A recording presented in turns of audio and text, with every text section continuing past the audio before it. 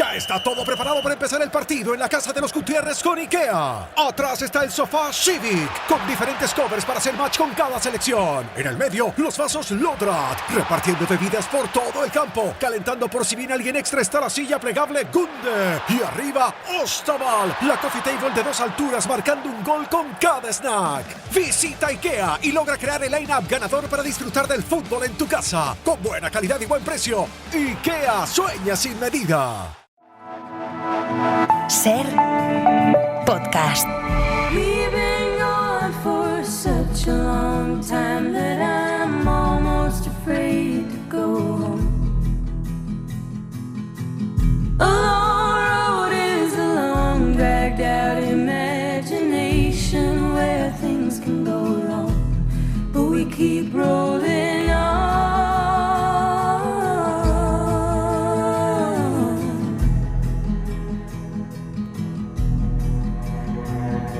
No, doctor, but if I was guessing, I'd say it was just growing pains. And painful as growing is, we can't forget it's hard to get to taking the reins, and we'll all be okay.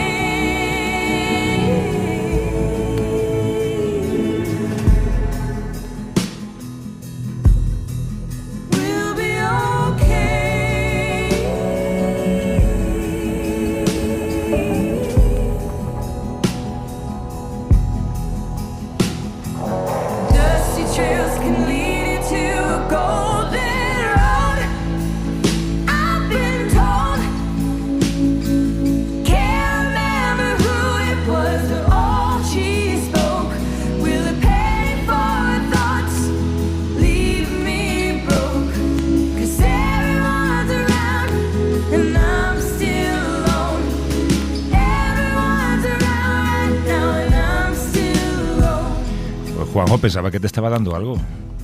No, estaba aclarando la voz. De repente he oído unos ruidos. No, esto haciendo Vargas. Esto es lo que hacía Javier Cansado, que es un experto en voz, antes de empezar la emisora. Siempre me acuerdo que hacía estos ruidos, sí, y a veces me imito. Es verdad que hacía ruidos raros y luego, sí, antes de actuar, mira, tenía que haberlo hecho yo. Antes de actuar se toma un bocadillo de anchoas. Dice que, sí, por lo que sea, la sal, sí, de las anchoas. Y lleva su propia agua, conseguida por él mismo. ¿No sabes eso? Sí, porque eso dicen los chamanes de no sé dónde. Bueno, de hecho, mira, aprovechamos para mandarle un abrazo. Mandamos un beso muy fuerte a Javier Cansado. Que te han dejado pasar, pues aquí no entra ni Dios.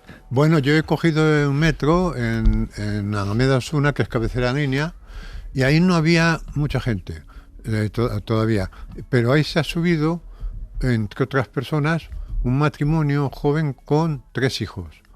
2 hijos de 5 o 6 años y una niña en un carrito. Los niños tenían nombres evangelistas. Uno se llamaba Lucas y el otro Marcos. Que además me ha preguntado uno, ¿tú cómo te llamas? Y digo, Juanjo, y se llama Lucas. Pero lo llevaban escrito, lógicamente, lo llevaban escrito en la camiseta, ponían Lucas. Vale. Y el número de teléfono, ya sabes, por si se extravían. Igual era un verso de la Biblia, no era un número de teléfono. No, era un número de teléfono. Lucas 27, por si 12. se extravían. Y se me ha ocurrido un cuento. Bueno, en principio un cuento. Se me ocurren principios, ¿no? Que este matrimonio joven, que iban evidentemente a ver al Papa, ¿no? Iban a coger sitio, ¿no? Iban a coger sitio a la misa.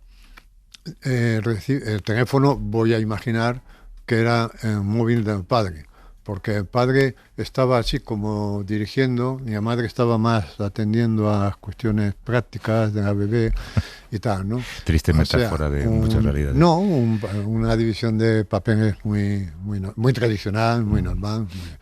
Y entonces imaginaos que en algún momento del día al padre le sonaba el teléfono y decía, hola, ¿tiene usted un hijo que se llama Lucas? Sí, pues lo tenemos aquí, que se ha perdido el pobre. Y el padre decía, pero si el niño está aquí. No, el niño está aquí. No, aquí dice el nombre Lucas, este teléfono, además en Lucas, no, ¿este tan apellido? Sí. Y además, mire, se lo paso. Y el niño se pone, y es su hijo, pero su hijo también está aquí, ¿no? Este es el principio. Ya, y luego ¿dónde vas? Luego hay que resolverlo, ¿no? Pero es buen principio, Es ¿no? buen principio. Te ha faltado una cosa en esto. Es que me han dado ganas de coger el teléfono para hacer Eso eso. te iba a decir, habríamos llamado ahora mismo. Sí, pero necesitábamos un niño que A un invitara a un Lucas. Bueno, entonces ahí bien. Pero ya en la siguiente se han subido un montón de adolescentes. Un montón de adolescentes que iban con guitarras y un tambor de estos, una caja, y que han empezado a cantar el himno de Cádiz. Este giro tampoco lo veía. El himno de Cádiz. El himno de Cádiz. ¿Pero por qué sabes tú que es el himno de Cádiz? Porque se lo preguntaba A Lucas.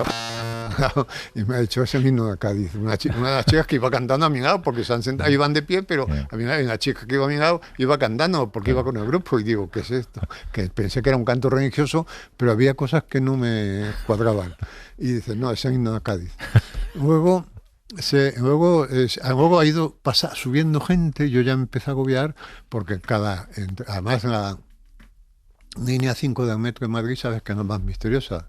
¿Sabes? Ya te contaron en una ocasión que viajan muertos, ¿no? Sí, sí. Bueno, en Alonso Martínez, misteriosamente, se ha bajado un montón de gente, pero misteriosamente, porque en Alonso Martínez todavía queda un poco lejos de la puerta de Cibeles. De Cibeles, que es donde da la misa, ¿no? Bueno, pues ha bajado, pero ha subido otra tanta, lo mismo. Y ahí han subido muchísimas monjas. No he visto en todo el trayecto, curiosamente, a un cura. No sé si irían de paisano, pero monjas muchas. Van de incógnito. Ningún cura, misteriosamente. De todas maneras, ayer contaba un cómico en el programa que no venía un metro y había un montón de monjas y jóvenes con la banderita de España. Dice, bueno, lo que es un día normal en Madrid. Sí. ¿No? Bueno, muchas banderas de España también, sí, y pancartas. Bueno, y se han subido muchas monjas. Oye, ningún cura en todo el trayecto, ¿eh? Monjas en Alonso Martínez se han subido a tira. No sé si habría un convento por ahí o qué, ¿no? Y luego ha pasado esta cosa misteriosa de que sabes que Chueca está cerrada, la estación de Chueca, y en Chueca no para. Y entonces me ha recordado cuando en el Berlín ruso había estaciones de metro por las que el metro no paraba cuando pasaba por el Berlín Oriental. Claro. Y estaban tapiadas, que Iban eso por debajo, sí. era súper misterioso. Pero aquí me ha llamado la atención que en Chueca, que no ha parado, yo he tenido la impresión de que el metro ha desacelerado un poco para que nos diera tiempo a leer los anuncios. Porque los he leído todos, misteriosamente. O sea, ha habido ahí un poco de tal. Y luego ya en Gran Vía se han bajado todos, nos hemos bajado todos juntos. Ahora bien, esto te digo, es decir, si me hubieran dicho, toda esta gente, van a un concierto de Bad Bunny, me lo creo. Crees, ¿no? Van a una cosa de Real Madrid, me lo creo. Quiero decir que el ambiente era indistinto. Y esto me ha hecho pensar mucho, porque claro, bromeamos mucho sobre el asunto y tal, pero esta gente iba a un acto litúrgico donde va a suceder, si creen en ello, un acontecimiento brutal, ¿no? Y puede cambiar sus vidas y sus muertes. Claro, es que en la Eucaristía, en la misa, en la Eucaristía, la hostia se convierte en sangre y cuerpo de Cristo. No metafóricamente, o sea, sino realmente se produce ahí una detonación metafísica, una alteración de la materia brutal, porque no es una metáfora, no es que esto sea en representación de... No, es que la hostia es... Claro, yo siempre he pensado que quien crea eso no puede ir cantando el himno de Cádiz. Quiero decir, si tú te crees eso, que es porque te lo digo porque yo lo he creído. Ya. Y entonces yo sé lo que es creer eso, ¿no? Incluso yo recuerdo cuando yo creía que yo lo decía así, y ahora lo decía con culpa, ¿no? Cuando en el momento de la consagración, ¿no? Cuando el sacerdote iba a convertir la hostia en sangre, el vino en sangre y la hostia en cuerpo de Cristo, si el cura no me gustaba mucho porque lo hacía así como de forma rutinaria, ¿no? Tal, yo pensaba para mis adentro, no me va a salir a truco. La gente que va a comulgar no va a recibir el cuerpo de Cristo, decía yo, porque veía, o sea, hay curas que dicen a misa con mucha rutina, ¿no? Pero si tú te crees realmente eso, y claro, he pensado que 1,5 millones de personas que vamos a reunir aquí, ¿no? Y dices, joder, es que el cristianismo es un invento acojonante. Ha ido bien. Es un invento, 2.000 años. Claro, bueno, pregúntale a Nieves con Costerina. No solo es un invento, es un gran negocio, ¿eh? Bueno, claro, pues un invento en todo sentido. O sea, de hecho, una de las cosas que coge, porque el cristianismo se nutre de muchas tradiciones. Mira, de las tradiciones orientales a través de Grecia, del judaísmo y tal, pero una de las grandes influencias del cristianismo es Roma, en la organización romana, la jerarquía romana y el negocio romano, porque claro, esto se tiene que sostener. Pero da igual, Javier, no importa el punto de vista, o sea, tú puedes mirar desde el punto de vista así materialista, diciendo, joder, pero la iglesia es un gran negocio. Otro lo puede mirar diciendo, joder, pero si en la iglesia esto es una organización absolutamente reaccionaria, en fin, que tiene a las mujeres todavía en una situación increíble, si tiene un problema estructural como la pederastia. Es decir, tú lo puedes mirar desde el ángulo que quieras, porque la iglesia se puede mirar desde mucho. Tiene unos medios de comunicación absolutamente reaccionarios, es decir, los medios de comunicación de la iglesia no predican la voz de Cristo, están a favor de empresariado, de tal, ¿no? Entonces, da igual, el punto de vista desde el que lo mires es como plastilina, porque al final cada uno lo hace a su y tal, y llega el Papa y se convierte en un acontecimiento. Es decir, que como invento narrativo que coloca al ser humano dentro de una novela de la que es protagonista, porque además Cristo rompe todos los esquemas de la época, porque Cristo no es un héroe de la época, no es un conquistador, es un hombre al que humillan, al que crucifican. No, como invento ha funcionado, no. Pero a ti no te pasa a mí me pasaba anoche viendo la retransmisión de lo que estaba ocurriendo también aquí en Madrid. Fíjate que yo de pequeño fui a colegio de curas y aún así me sentía absolutamente ajeno a los códigos de esa retransmisión. Se retransmitía no como un acontecimiento informativo, que es como lo que yo lo estaba contemplando, sino participando de ese acontecimiento las personas que lo retransmitían por televisión. Pero claro, yo miraba a la gente y las cosas que hacían y las caras de meditación que ponían algunos, y yo pensaba, pues igual mañana, yo qué sé, roba en su trabajo, o igual mañana empuja a una señora en la vía pública porque es policía y se cree que puede hacerlo. Pero sin embargo están allí interpretando el papel de pertenecemos a un organismo que nos hace pensar que somos buenas personas, y con eso ya podemos seguir siendo malas personas. Sí, no creo que se haga una composición de un lugar tan complicada. No, los movimientos de masa son muy misteriosos. Mira, yo, de hecho, yo creo que ayer en la SER daba unas encuestas respecto a este acontecimiento, ¿no?, de la Avenida del Papa, y hablaba de que practicantes en España, católicos practicantes, creo que había un 15% de la gente. Hay un 50 y pico que se declara católico y solo un 15% practicante. Pero ese 51% que se declara católico es como una cosa social. Como bautizan, dan a cumplir a los niños, a las niñas, las visten de novias, pero es más como acontecimientos sociales, porque luego las celebraciones que se hacen son completamente paganas, ¿no?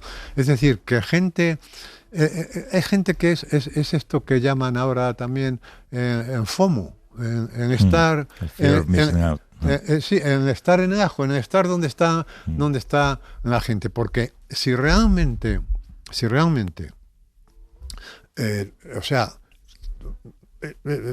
esta realidad exagerada que estamos viendo respecto a lo que es la visita, porque además ven los telediarios y no informan como informan todos a favor. Sí, sí. O sea, quiero decir, yo no digo que haya que informar en contra, que participan, pero claro. digo que hay una participación de todo, de la alegría de vivir, sí, ¿no? exacto. Y tal, que es curioso, dice, pero bueno, infórmame, no me vengas aquí con el rollo de que estás muy contento porque ha venido el Papa, ¿no? Y explícame lo que ha pasado, porque yo, claro, ocurren cosas en ese altar que yo desconozco cuál es el protocolo, pues cuéntamelo, claro, ¿sabes? Dame un poco de historia. Explícame en la Eucaristía, tío, porque eso es porque realmente en la Eucaristía, te digo, es un acontecimiento tan grande y la venida del Papa es tan grande que si realmente hubiera una masa de creyentes, digamos, proporcional a lo que estamos viendo, al tratamiento informativo que se me da, si hubiera eso, hoy en esta misa se tendría que producir algún milagro. Sí, no, es lo mínimo, ¿no? No lo digo en broma. No, ya. No lo digo en broma porque, mira, yo precisamente acabo de leer un libro de Stefan Zweig, magnífico, que se llama La curación por el espíritu, que habla de cómo a partir del siglo XIX y de Mesmer, el autor del mesmerismo, que creía que se podía curar a la gente con imanes, ¿no? Esto empieza a percibirse una situación del espíritu, de la mente humana distinta, y donde realmente la sugestión funciona. Alguien puede curarse por sugestión. En Fátima ocurren milagros. Todos los años, prácticamente. Hay una explicación ahí. Claro. Pero esto es así, naturalmente, ¿no? Que hay influencia. Entonces, yo te digo, si realmente la proporción de creyentes de verdad, no de gente que va ahí, igual que va a un partido del Real Madrid, si fuera proporcionada al movimiento de masas que estamos viendo y a la atención informativa que se le da, porque no hay otro tema. No hay otro tema, ¿no? Esto ha venido de cine porque no hay otro tema. Bueno, si realmente eso estuviera proporcionado, hoy, ya lo veremos en las noticias en las 3, hoy habría un milagro en esa misa. Tiene que haberlo a la fuerza, porque... ¿Qué esperas que pero no digo de broma, Javier. ¿Una levitación? Algo, ¿no? Pues alguien que se cure, una persona que tuviera cáncer que se cure. Un ciego que vea, ¿no? Pues sí, un milagro. Sí. A ver, pero tú que me lo dices con un tono irónico... No, es que no sé si me estás vacilando. No, yo lo digo completamente en serio. O sea, porque es que... es que para un creyente es brutal lo que va a haber. Va a haber al representante de Dios en la tierra. Es que no tengo pierda. Es que no sabemos de lo que estamos hablando. Sí. El representante de Dios en la tierra. O sea, Dios está ahí a través de este hombre. Sí. Que va a lo más parecido a un superhéroe que tenemos en la vida. El representante de Dios en la tierra. Que además cuando habla es cátedra, no se puede equivocar. Sí, no se puede equivocar. O sea, el representante... Es que no sabemos de lo que estamos hablando, ¿eh? O sea, que va a hacer un acto litúrgico, que es la Eucaristía, por el que se va a aparecer Cristo en cuerpo y sangre. Y mucha gente se lo va a comer, se lo va a meter en su propio cuerpo. Eso, mira, a mí se me están poniendo los pelos de punta de pensarlo. Pues ahí tiene que haber necesariamente algún milagro. ¿No te da pena no formar parte de esto? O sea, no estar, yo qué sé, como el fútbol, ¿no? Te gustaría, sí, así hablas con la gente, ¿no? ¿No te gustaría formar parte de esa masa? Bueno, a mí me pasa una cosa con los movimientos de masas. Estaba a punto de no venir porque me daba miedo encontrarme aquí atrapado. De hecho, yo no te esperaba, pensaba que lo harías. Sí, al final me ha nombrado de valor porque quería conocer a nuestra invitada. Has conocido a Lucas, además. Y además he conocido a Lucas y se me ha ocurrido al principio un cuento, o sea que todo bien. Pero, ¿sabes qué pasa en los movimientos de masas? Por ejemplo, en un partido de baloncesto, que es una cosa súper civilizada, que me invitó a Arzuaga. Y te saliste. Y me fui, porque yo no soy capaz de diluirme. Pero no me refiero tanto a la logística, a lo que tú sientes cuando estás rodeado de la masa, sino a ser de la mayoría, ¿no? Yo pertenezco a la mayoría. Pero para eso... la gente se cree esto yo estoy ahí, yo fumo, claro, yo estoy ahí. Pero yo lo que pasa es que ahí en los movimientos de masas me siento como un grumo que no se deshace. O sea, porque todo el mundo, la gente que iba ahora en el metro, que iba a tope y tal, había una especie de disolución del yo en la masa y yo iba como un grumo. Se me notaba que era un grumo, ¿no? O sea, cuando bates en el colacao y se te queda un grumo de chocolate, pues yo soy el grumo en todo, pero incluso de joven, cuando iba a las manifestaciones, que iba muchas, yo siempre me he sentido como un grumo. Y entonces tengo es esa enfermedad, que no soy capaz de inhibirme. Mira que estoy desde hace un montón de años, tú sabes, en primero de budismo, que es no avanzas. el desprendimiento del yo. Y no... Pero esto lo hemos hablado esta semana por teléfono. Es que tu problema, Juanjo, es que no estás en el ajo. Si estuvieras en el ajo, entenderías mejor los códigos y comprenderías aquello de lo que hablamos. Bueno, pero es que no lo entiendes. Yo sin estar en el ajo, porque además es verdad que la gente, el mundo se divide entre quien está en el ajo y quien no está en el ajo.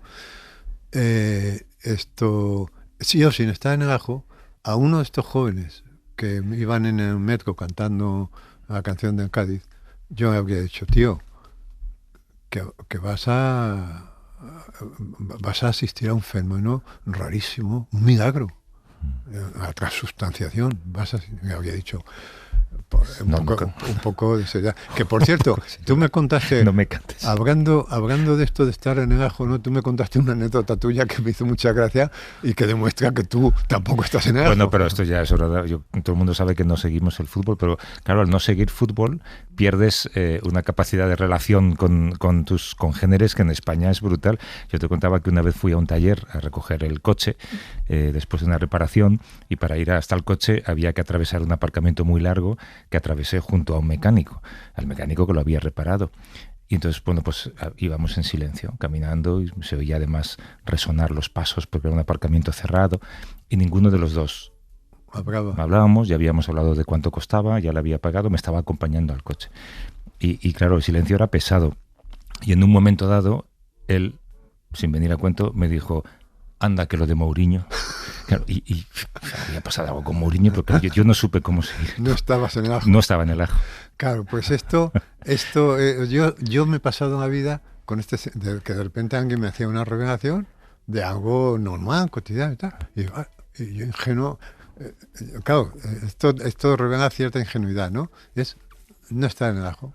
¿Te pasaba con el libro del que hablamos ayer también? Sí, ¿no? Ayer cuando hablabais de La Bola, de Mar de Marchís y en la Bola, esta mujer que fundó Jot Down, una revista estupenda en la que yo colaboré, ¿tá?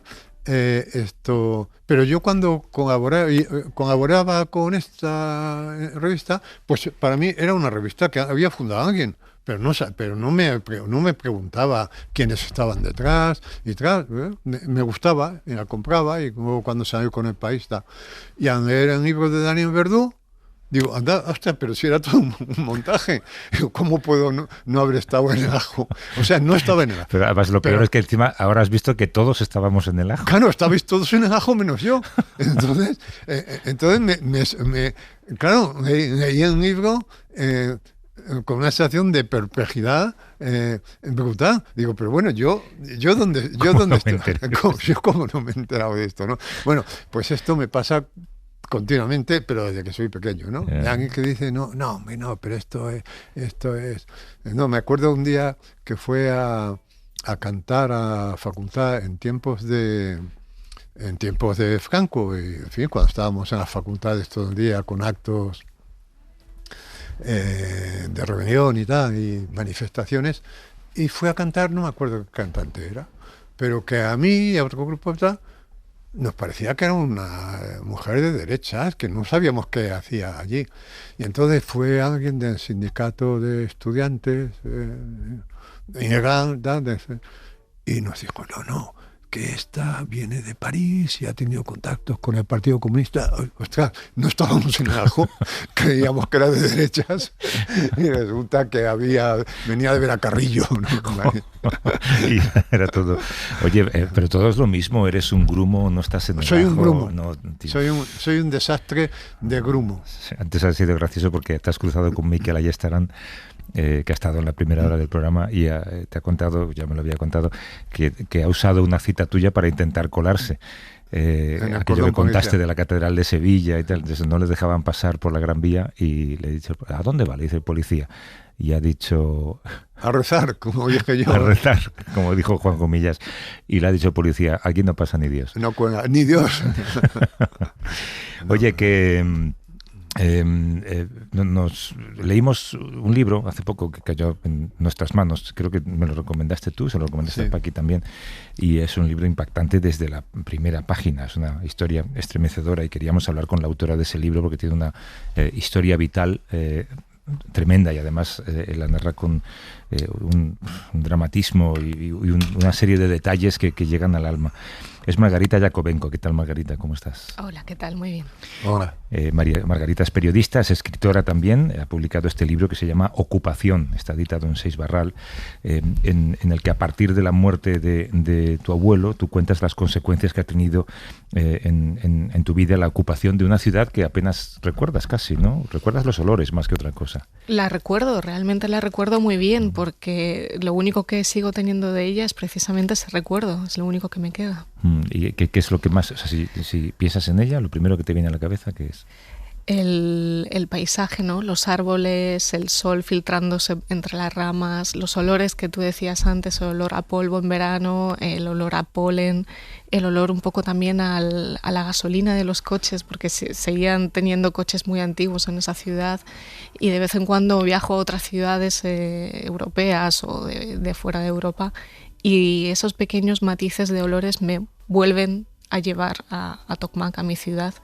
El olor de los tilos en Berlín, el olor de la gasolina en Cartagena de Indias, por ejemplo, me lleva a esa ciudad a la que ya no puedo volver físicamente, ¿no? Pero sigo volviendo en mi recuerdo. Hay una cosa que tú cuentas en el libro que a mí me recordaba a un cuento que podía haber escrito Juanjo. Tú cuentas cómo es una ciudad que ya no existe tal y como tú la conocías, pero seguramente en la casa de tus padres, por ejemplo, ahora está viviendo una familia rusa. Entonces, si tú fueras a esa casa o si tus padres fueran a esa casa, encontrarían una realidad paralela, encontrarían a otros señores, a otros hijos en la misma casa diciendo que esa casa es suya. De hecho, yo siento que hay dos realidades que siguen ocurriendo al mismo tiempo, que es la realidad en la que en la casa siguen viviendo mis abuelos, en la que siguen estando sus cosas, en la que están sus alfombras, sus ollas, su tostadora, su cafetera, todo funciona, hay una radio sonando porque mi abuela siempre estaba escuchando la radio, y luego la realidad, la real, ¿no? La verdadera,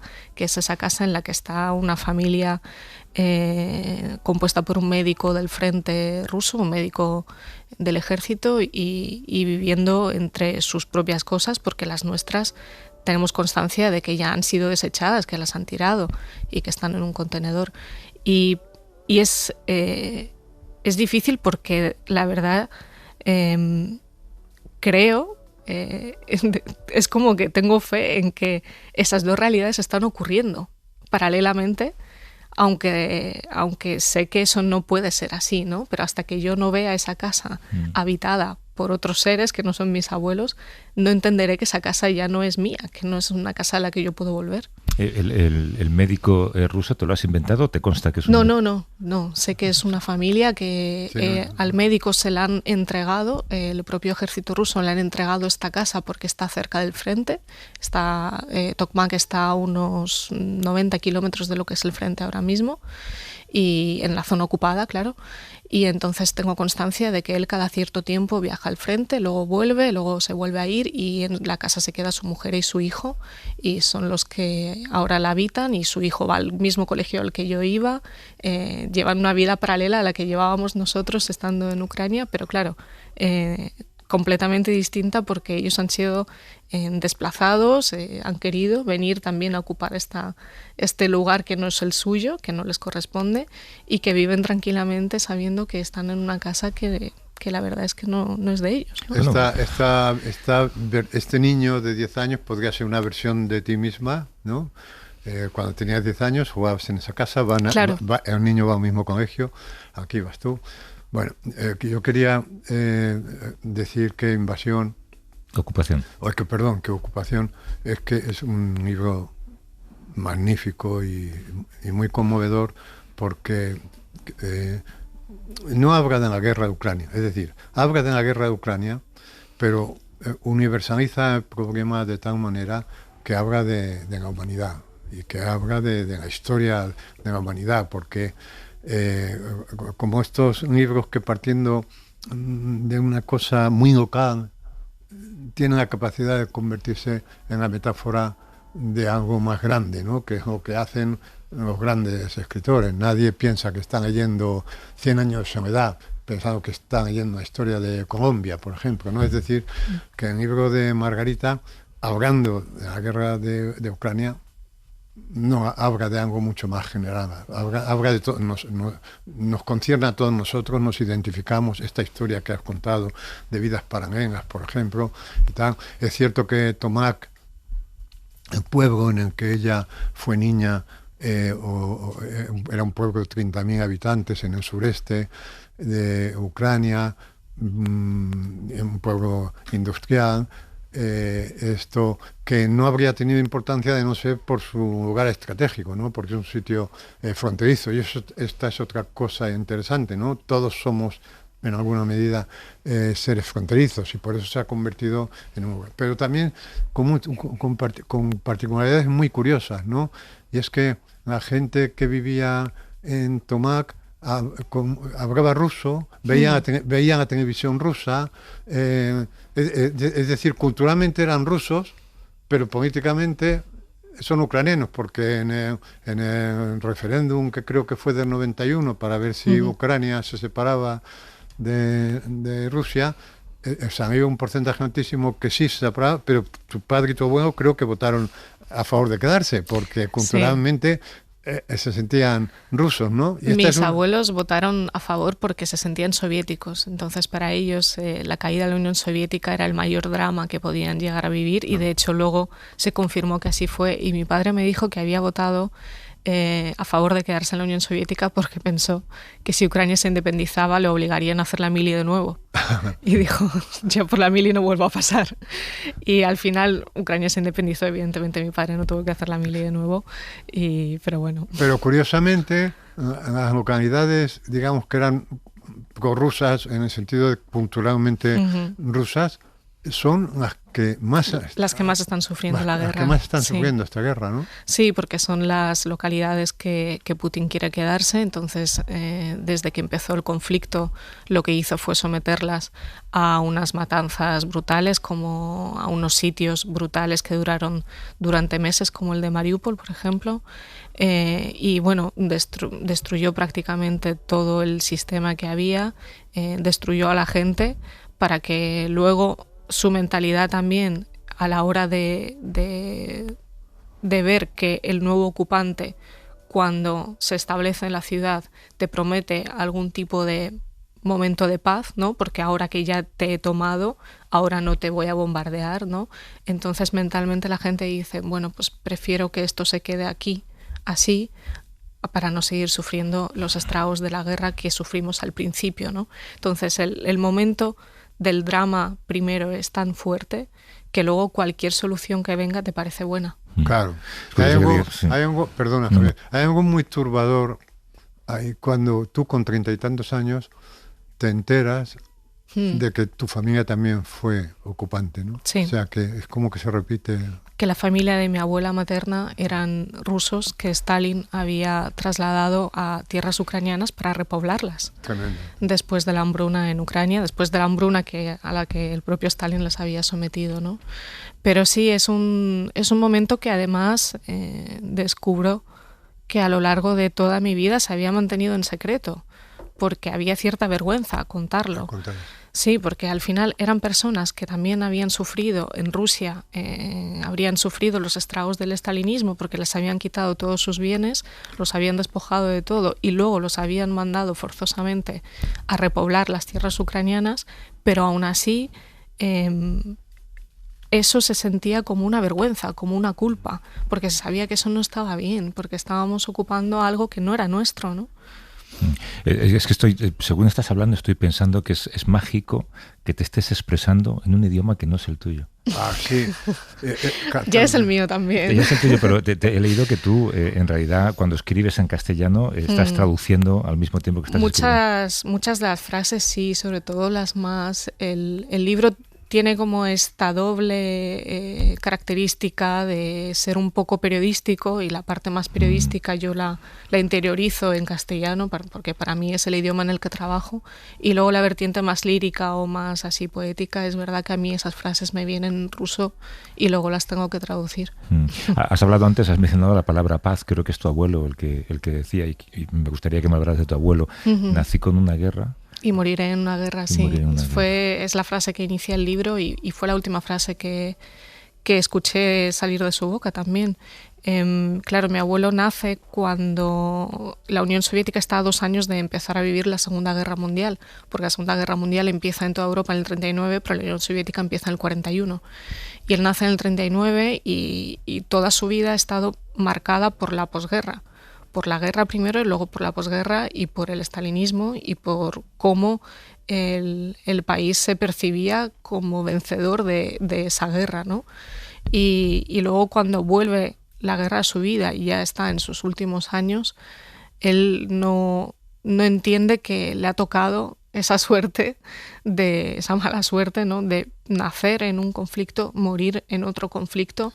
Y claro, eso también es el hilo conductor del libro, que en realidad empieza con mis bisabuelos, porque mis bisabuelos vivieron la Primera Guerra Mundial y la Segunda Guerra Mundial, y luego mi abuelo vive la Segunda Guerra Mundial y la Guerra de Ucrania. Y yo me hago la pregunta de por qué en la misma ciudad se ve sometida a 3 conflictos distintos en los que generación tras generación, volviendo luego a la de mis padres, volviendo a la mía, tenemos que seguir viviendo en esos conflictos, ¿no?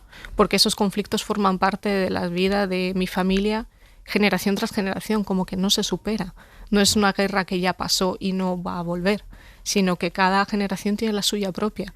Y eso me hace preguntarme si no hay sitios que están condenados. Condenados, claro. Sí. Sitios que no salen en el mapa, por cierto, porque en realidad tu ciudad no existe, ¿no? Es muy pequeña. No está en Google Maps. No sí, bueno, lo puedes buscar en Google Maps, de hecho, sí, lo puedes ver. Yo lo he hecho mucho porque ahora han actualizado la imagen de satélite y ahora ya se ven cómo han cambiado ciertas casas. Cómo ¿Se ve al médico ruso? No, eso no. Eso es impresionante. Ojalá. Eso es impresionante, ¿no? Cuando tú entras en Google Maps y vas recorriendo la ciudad, sí, virtualmente, ¿no? El cementerio, la ciudad, el colegio. Todo lo que reconoces también, pero vas recorriendo virtualmente, pero con ese realismo que tiene lo virtual, ¿no? Es muy poderoso. Las imágenes satélite son capaces de llevarte, ¿no? al sitio, aunque estés muy lejos. ¿Qué sabes de cómo murió tu abuelo? Pues sé que murió sin medicinas, sin atención médica, y sé que su muerte es una de tantas, porque él no consta como uno de los muertos por culpa de la guerra, porque no murió ni en un ataque, ni por un disparo, ni en mitad de la calle, no por una bomba que cayera en la calle. Entonces simplemente fue una muerte silenciosa, no está en las estadísticas, solo lo recordamos los que le conocimos. Y no forma parte de ninguno de los números de fallecidos. Pero al mismo tiempo sé que la muerte de mi abuelo es de las más comunes que pueden pasar en una guerra, porque realmente la gente no muere tanto por los impactos de la artillería, por ejemplo, sino que mueren porque no tienen atención médica, mueren porque no les ha llegado la comida justo al sitio donde están, o sea, mueren lentamente y mueren en silencio. Sí, claro, esta zona del libro está, bueno, todo el libro está tan bien contado y tan bien escrito, ¿no? Pero esta graduación, ¿no? De cómo un día te quedas sin agua, otro día te quedas sin luz, que oímos esto, pero generalmente no nos llega, ¿no? Como la palabra desplazado, 10.000 desplazados, y no vemos en drama qué significa.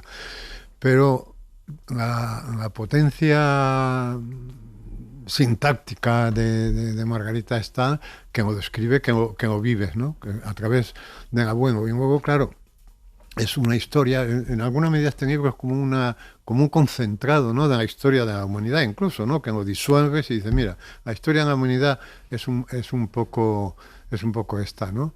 Entonces, y claro, tú te vuelves tú vienes a España de muy pequeña con tus padres, ¿verdad? Y me gustaría, si ahora ya pasado el tiempo y con este castellano tan estupendo que tienes, ¿no? Tanto escrito como hablado, ¿tú te sientes que tienes 2 nacionalidades o 2 extranjerías? Pues depende del día, depende de cómo me levante. A veces siento que tengo 2 nacionalidades y otras que no tengo ninguna. No tienes ninguna. Sí. ¿Qué recuerdas de Ucrania? Pues la verdad es que de momento muchas cosas, porque realmente me fui a los 7 años, pero volvíamos cada año a pasar las vacaciones de verano. Entonces yo nunca perdí el vínculo ni con mis abuelos ni con el país. Que además tú entonces lo relacionas con verano, que esto claro, es alegría, por supuesto, ¿no? sí. Y entonces yo todos los veranos, agosto lo pasaba en casa de mis abuelos, de mis abuelas, en distintas partes de la geografía ucraniana, en Tokmak y en Mariupol, que son las 2 ciudades en las que vive mi familia y en las que yo me he criado. Y para mí es un vínculo que siempre estará allí. Lo que pasa es que llevo sin ir desde el 19. Y claro, ahora en la zona a la que yo debería ir, que es donde sigue estando mi familia, es una zona ocupada, entonces a mí no me dejan entrar con pasaporte español.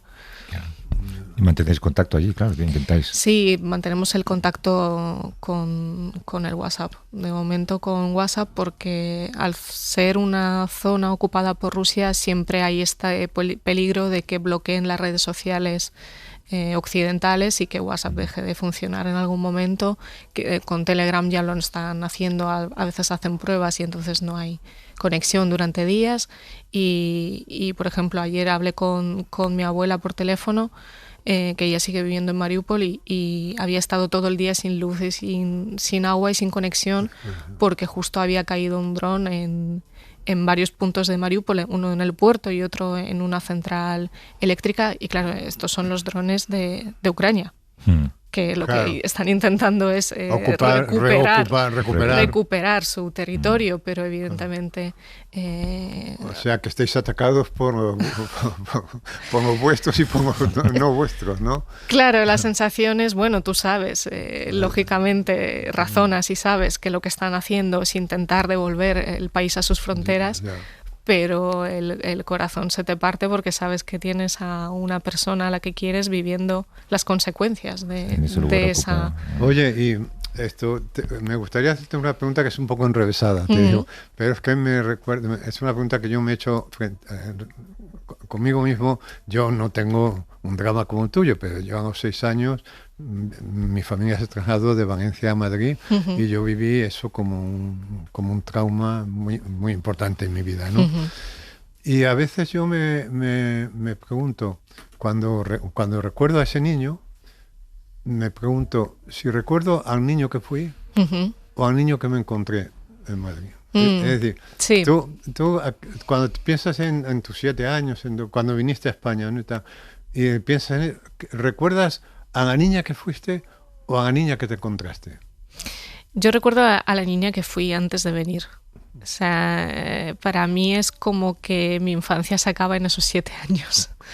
La sensación es que a partir de ahí empieza un mundo en el que creo que pierdo parte de esa cosa tan infantil de creer que todas las cosas se arreglan y que los padres lo saben todo y lo pueden todo, porque, bueno, claro, llegas a un nuevo país y descubres que tus padres, que tú has aprendido el idioma mucho más rápido que ellos, que tus padres ya no saben cosas, que no te pueden ayudar, que no son capaces de resolverte ni los deberes de lengua, ¿no?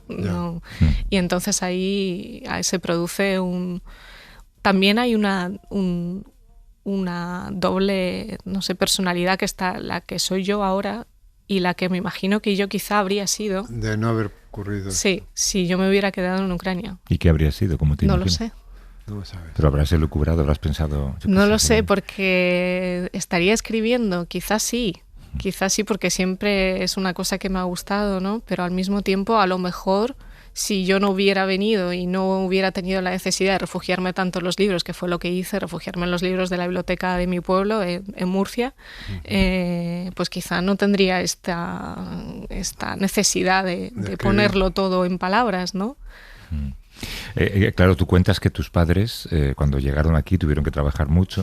De hecho, no se podían ocupar tanto de ti como seguramente se habrían ocupado si hubieras crecido en Ucrania, y que tú te agarraste al castellano como herramienta de integración, ¿no? Para mí era muy importante, sobre todo, que la gente me entendiera. Yo cuando llego a los 7 años, y yo en Ucrania era una niña muy sociable. Aquí dejo de serlo, ¿no? Pero en Ucrania era muy sociable y era una persona que estaba contando constantemente cosas, incluso de su familia, que mis padres a lo mejor no querían que yo estuviera contando. Pero aquí de pronto entro en clase y la gente los niños no me entienden cuando hablo. Yeah. Y siento tal necesidad de hacerme comprender que me refugio en precisamente estudiar el idioma lo mejor que pueda, para poder hacer llegar lo que quiero decir a la gente. Qué bueno eso, ¿no? Vaya historia, y qué bien contada, qué bien expresada, que por cierto es lo que quería tu abuelo, que escribieras un libro sobre Tokmak. Sí, lo que pasa es que él lo imaginaba de otra forma, porque yo después de publicar mi primer libro, Desencajada, mi abuelo me dijo, pues el día que quieras escribir más, vienes aquí a Tokmak, que además tienes tu habitación, porque un verano, ¿no? Siempre tuve la habitación en casa de mis abuelos, que imagino que es donde ahora duerme un niño, el niño de 10 años. El niño del médico ruso, sí. Joder, ¿verdad? Y me dijo, pues vienes aquí y te refugias aquí, porque es un pueblo muy tranquilo al final, y escribes como si fuera una residencia estas de escritores, ¿no? Y escribes tu siguiente novela aquí. Y teníamos este acuerdo, que yo iría a su casa y me quedaría a vivir con él durante unos meses mientras escribía. Y claro, al final no hay otro cuento, Juanjo, ¿no? El de que de repente ese médico ruso que vive en la casa resulta que es muy buena persona, ¿sí? Que está allí circunstancialmente porque lo han obligado, pero tú estás allí para echarle, pero ¿cómo le vas a echar? Y entonces al final compartís los ancestros de Margarita fueron ocupantes también, ¿no? Claro. Quiero decir que en la vida, por eso digo que es una historia universal, ¿no? Que me sorprendía porque creo que tu bisabuelo murió por culpa de pues el peso de la dictadura soviética, ¿no? Sí, a mi bisabuelo es al que primero le despojan de sus bienes, luego le mandan a vivir a Ucrania y luego lo condenan a un gulag y muere de camino a un gulag. Y que sin embargo sus hijos votan a favor de la permanencia en Rusia. Sí. Claro, así es. Es que esas contradicciones son también metáforas de las contradicciones de los seres humanos. Es una población que ve la televisión rusa, que habla en ruso, que tiene además un amor enorme por la cultura rusa, sea lo que sea eso, ¿no? En fin, o que representa la cultura rusa, pero que de repente llega un referéndum para votar si se separa o no, y hay gente que vota en contra, aunque la mayoría votó a favor, ¿no? Y entonces esa división entre lo afectivo y lo político es una división muy rara, es muy fronterizo también, porque toda la novela, todo es muy fronterizo en el sentido físico y en el sentido mental del término, ¿no? Sí, pero esas contradicciones yo creo que forman parte de la vida de todos, absolutamente. Sí. Siempre hacemos, hay cosas que sentimos que debemos hacer, hay cosas que hacemos para encajar en la sociedad y en el sistema, y hay cosas... Mira Juanjo, que es un grumo con piernas, intentando encajar. Pero bueno, tú has encajado muy bien, Margarita. Bueno, depende del día. ¿No? A veces también me siento como un grumo. ¿Cómo dices que se llama tu primera novela? Desencajada.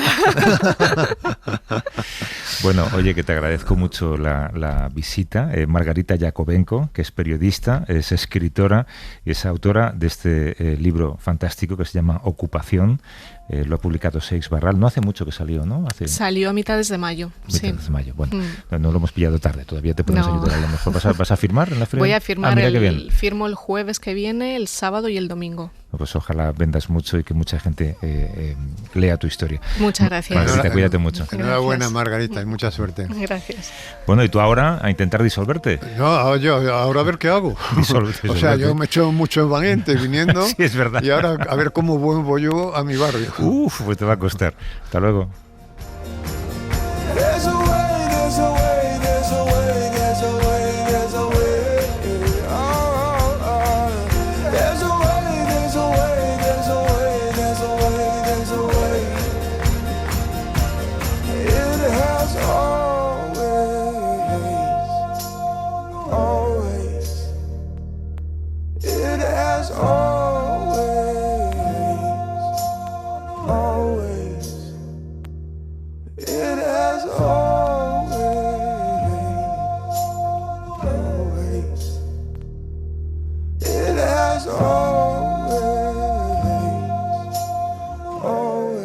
Para no perderte ningún episodio, síguenos en la aplicación o la web de la SER, Podium Podcast o tu plataforma de audio favorita. Ya está todo preparado para empezar el partido en la casa de los Gutiérrez con IKEA. Atrás está el sofá Civic, con diferentes covers para hacer match con cada selección. En el medio, los vasos Lodrat, repartiendo bebidas por todo el campo. Calentando por si viene alguien extra está la silla plegable Gunde. Y arriba, Ostaval, la coffee table de 2 alturas marcando un gol con cada snack. Visita IKEA y logra crear el line-up ganador para disfrutar del fútbol en tu casa. Con buena calidad y buen precio. IKEA, sueña sin medida.